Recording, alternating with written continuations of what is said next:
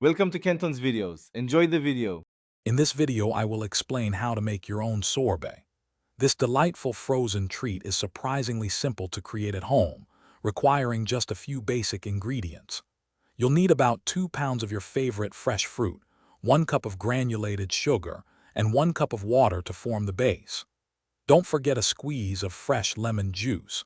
It truly enhances the fruit's natural taste and balances the sweetness, making your sorbet truly shine. First, prepare your fruit by washing and removing any peels, pits, or seeds. Aim for about 5 cups of chopped fruit. Blend this fruit until it's a smooth puree. For the simple syrup, combine 1 cup of granulated sugar with 1 cup of water in a saucepan. Simmer, stirring until the sugar dissolves, which takes about 5 minutes.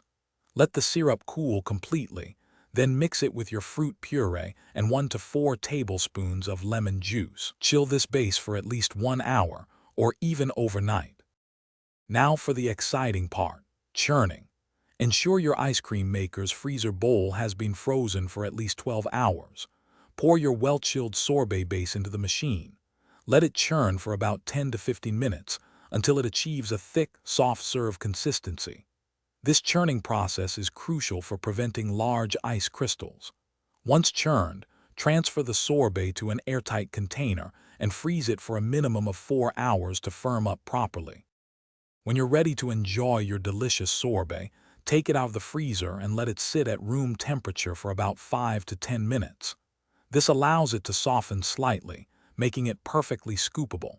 Serve it in chilled bowls for the ultimate refreshing experience. Don't be afraid to get creative with your fruit choices. Berries, mangoes, and peaches all make fantastic sorbets. For an even smoother texture, you can add 1 to 3 tablespoons of your favorite liquor to the base before churning. Thanks for watching. Consider subscribing if we helped you.